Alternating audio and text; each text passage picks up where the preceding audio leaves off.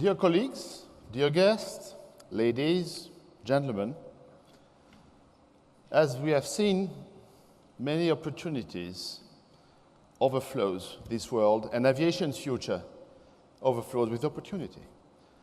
But the direction in which global affairs will evolve has become more difficult to predict. The positive impact of globalization is undeniable. Since 1990, 1.1 billion people have been lifted from poverty. The world is growing richer, and trade, empowered by connectivity, is a leading force in development. But the forces of protectionism are gathering strength. Sanctions, tariffs, geopolitical conflicts are the mainstay of daily news.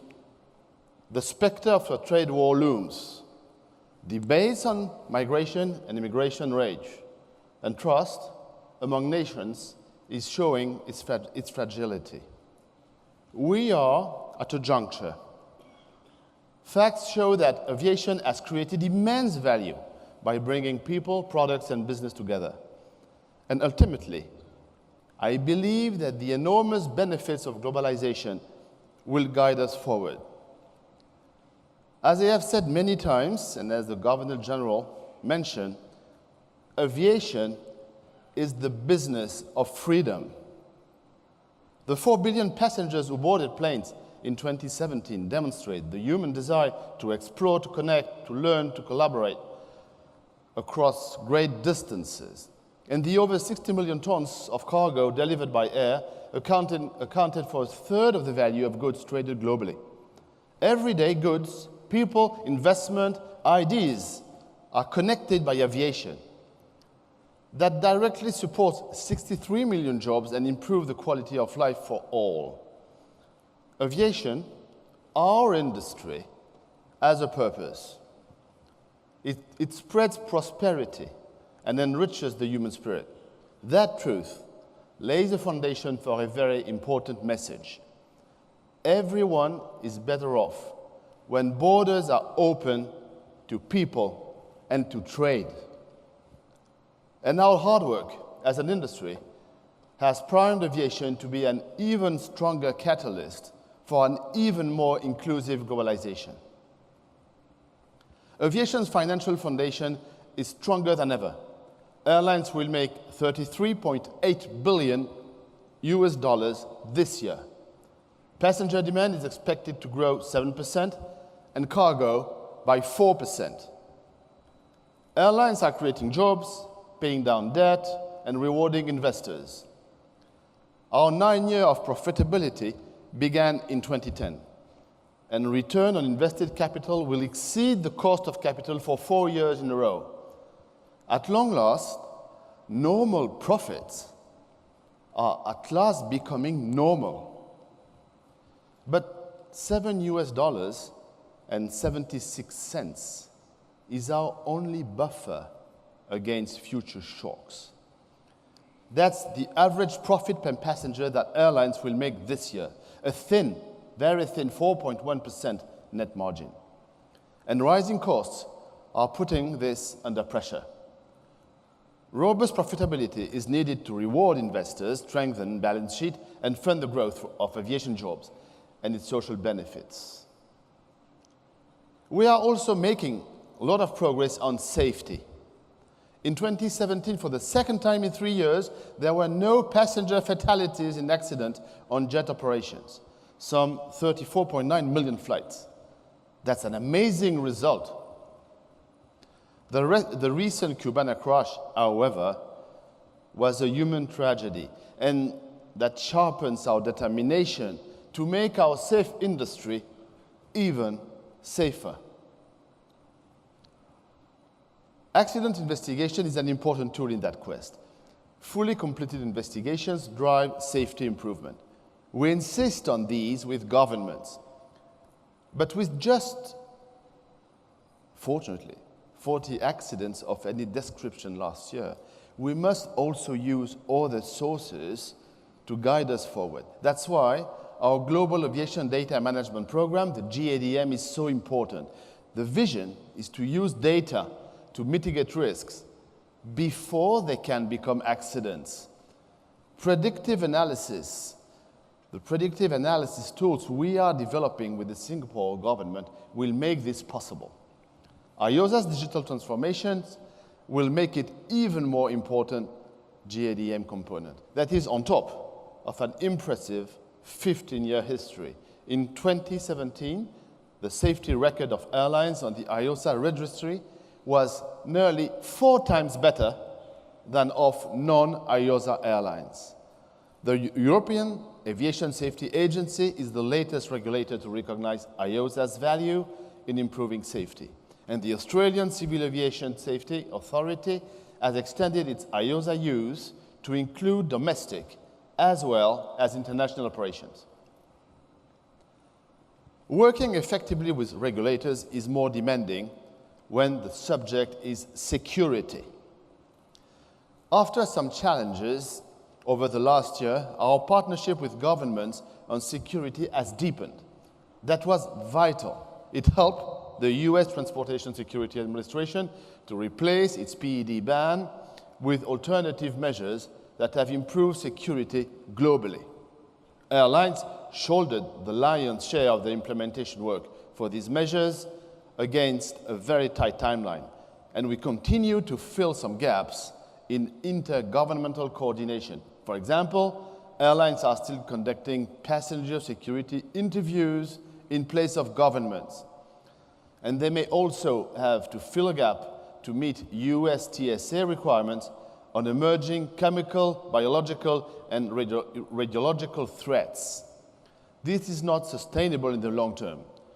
Governments must play their role, and in more than just security interviews and screening. The ideal is outlined in the Global Aviation Security Plan, the GASAP, which has taken shape under the leadership of ICAO and with the support of industry and the UN Security Council. Now, we need tangible implementation steps by government, bolstered by stronger trust among national security regimes. Our future vision is to keep aviation secure with even more effective, efficient, and convenient processes. Sustainability is also central to our future. From 1st January 2019, less than 7 months from now, all airlines must report fuel consumption in preparation for the Carbon Offsetting and Reduction Scheme for International Aviation, or CORSIA. This scheme will keep our promise to cap net emissions, achieving carbon neutral growth from 2020. But the commitment to sustainability must be shared by governments. The 73 governments already signed on to CORSIA cover 88% of aviation. We want more. We want more to join, ideally 100% coverage. And it's not just about signing up.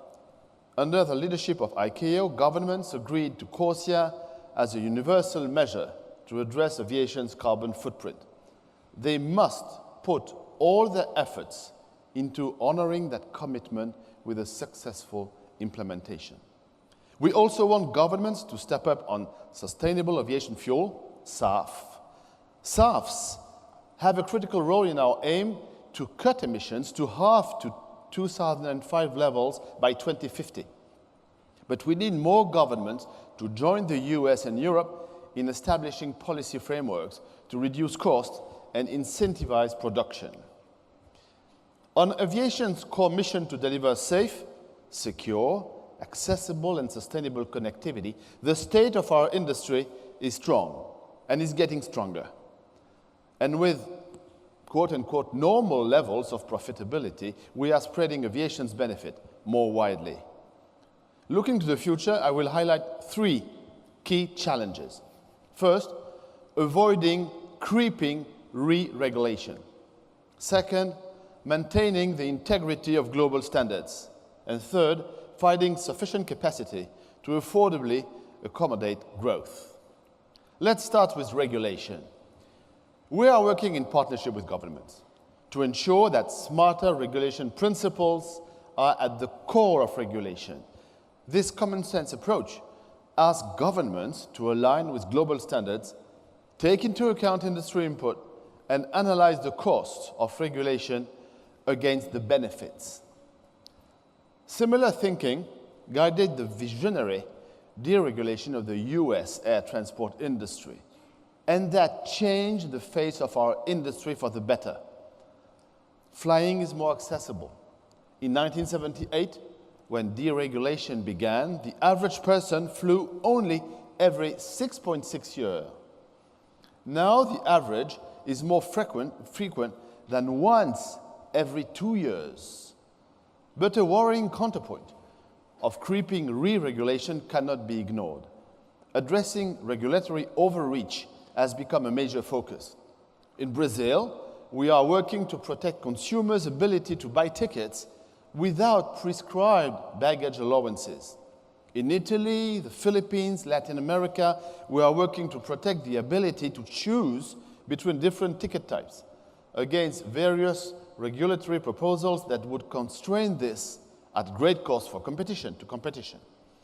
And in the US, we are fighting a Senate proposal to regulate what airlines can charge for things such as rebooking, cancellation, seat selection, a stunning reversal of US deregulation. And in the UK, we are working with the CAA to avoid the government getting involved in allocating seats. Regulations must add value. In assessing that, regulators must recognize the power of competition and the power of social media to safeguard consumer interests. Government should not distort market with regulations that second-guess what consumers really want. With that in mind, one of the most exciting regulatory developments of the year is a sweeping review of US commercial regulations. The aim is to keep only those where the benefits outweigh the cost to travelers and the industry. As part of promoting smarter regulation, we must vigilantly defend global standards. The Chicago Convention set global operating standards that have fostered aviation's amazing success story. We could not safely operate on the scale of today if each country made up its own rules. Global commercial standards, many created through our association, also play a critical role. For example, they are the backbone of a distribution network, enabling passengers to buy a ticket at any IATA accredited agent, pay in a single currency, and travel the world with confidence. A decade ago, we took a giant step with the 100 implementation of global standards for e-ticketing. Combined with standards for barcoded boarding passes, kiosk, and web-enabled applications, the travel experience has fundamentally changed for the better. Further improvements are being powered by the deployment of NDC. Looking a little further into the future, just yesterday, our board mandated IATA to move ahead quickly to meet customer expectations for real-time tracking of baggage. We have got 1 year to develop a global deployment standard that will see IATA standard RFID inlays in all baggage tags. During that time, we will align our partners in the value chain, especially airports, so that we can achieve our industry's vision to begin rolling this out from 2020. In parallel, we are looking to global standards to help passengers navigate the airport without having to prove their identity over and over. IATA's One ID project proposes face, iris, or fingerprint recognition to seamlessly move passengers from curb to gate. The technology exists today, and we will be urging governments, vital partners, to make One ID work to move quickly. Business imperatives meeting the needs of our customers drive the fast adoption of IATA's commercial global standards.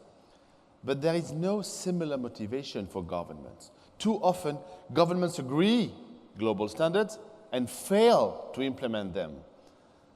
Here are some examples. India helped develop ICAO resolutions prohibiting tax on international tickets, yet it persists in taxing international travel. CORSIA is the global scheme to manage emissions, yet Sweden the Netherlands, and others are inventing new environment taxes and charges. Annex 17 of the Chicago Convention sets baseline security requirements. Yet, according to ICAO, 28% of countries fail to meet them, and 37% fail on resolution of security concerns. The Montreal Convention 1999, MC99, was agreed nearly 2 decades ago to modernize liability limits. MC99 also enables the digitizing of custom formalities, which is critical to the WTO's Trade Facilitation Agreement and our e-cargo initiative. With so much at stake, why have only 130 states ratified it? What are they waiting for? Chicago Convention, Annex 13, requires states to complete accident investigation. But of the 1,000 accidents reported in the last decade, only about 300 investigations have been concluded with published reports. These are not the only example. We must take governments to task, and it is unacceptable that global standards are being ignored by the very governments that created them. We must also be vigilant with our industry partners. The Worldwide Slot Guidelines, WSG for example, are under threat. For over 4 decades, WSG has been continuously updated. The goal is to consistently, fairly, and transparently allocate scarce capacity at airports. The benefits are clear. 1.5 billion consumers fly annually from 195 slot-coordinated airports. They rely on scheduling stability. New entrants, particularly low-cost carriers, have used the WSG to establish themselves even in slot-constrained airports. And every traveler benefits from aircraft investments made using WSG predictability. Airports want slot auctions as a means of reform. We see them as a step in the wrong direction. Auctions benefit airlines with the deepest pockets. Auction won't create more capacity and surely won't lead to lower consumer cost. In other words, slot auctions would be a mess, and we will oppose them vigorously. The current system, however, is not perfect. We recognize that, and there are areas that need reviewing, clarification, and reinforcing. This includes finding a more effective means for airports to declare available capacity. That's why we are engaging in a strategic review of the WSG with the airport and slot coordinator communities. Progress will be reported to the ICAO Assembly in 2019. In the meantime, the challenge for government and airports is to respect the current WSG. Like all global standards, it delivers greatest value when everybody follows the same rules. While the WSG are great at managing scarce capacity, they are not an alternative solution for building more airports. We are, and I mentioned that several times, in a capacity crisis. We don't see the required airport infrastructure investment to solve it. Governments struggle to build quickly. But with cash-strapped finances, many are looking to the private sector for solutions. Our message is we need more airport capacity. But be cautious. Expecting privatization to be the magic solution is a wrong assumption. Even airlines had high hopes that private sector investment and business acumen would bring benefits. There were some quick wins, but they were outnumbered by disappointments. And as customers of many airports in private hands, airlines have far too many bitter experiences. Travelers also sense the problem. According to Skytrax, 5 of the top 6 traveler-preferred airports are public. Motivated by our members' frustration, we commissioned performance benchmarking. Privatized airports are definitely more expensive, but there is little difference in efficiency or investment levels compared to airports in public hands. This runs counter to the results of airlines privatization. Intense competition led to lower costs. It's a third cheaper to travel today than it was in 2000. So airlines do not accept that privatizing airports must lead to higher costs, and neither should consumers or should voters. How can making the transport infrastructure more expensive, which means less competitive, be a legitimate public policy objective? So what's the answer? Our research did not reveal a one-size-fits-all solution, but it was clear that variations of corporatization where the government maintains its skin in the game generally provide better outcomes for consumer and the wider economy. We came to three conclusions. First, never sell the crown jewels just to raise cash. Second, airports focus on what is important when performance improvement goals are set in consultation with airlines. And third, airports have strong monopolistic market power that can only be curbed with firm regulation. We have turned these findings into a resolution that our membership will be asked to endorse in tomorrow's AGM. It asks governments considering privatization to focus on the long-term economic and social benefits of an effective airport as part of the country's critical infrastructure. Learn from positive experiences with corporatization, new financing models, and alternative ways of tapping private sector participation. Make informed decisions on ownership and operating models to protect consumer interest. Lock in the benefits of competitive airport infrastructure with firm regulation. The decisions taken on the development of infrastructure in the next years will have a profound impact on local and national economies and the experience of our customers. Our united voice on this issue will help governments to make the right choices. Also at tomorrow's AGM, you will be asked to unite in supporting a resolution denouncing human trafficking. It will commit our industry to assist law enforcement in their effort to stamp it out. We are the business of freedom. There should be no tolerance for those who use our networks nefariously. Our decision a few years ago to take a stand on the illicit trafficking of wildlife is bearing fruit.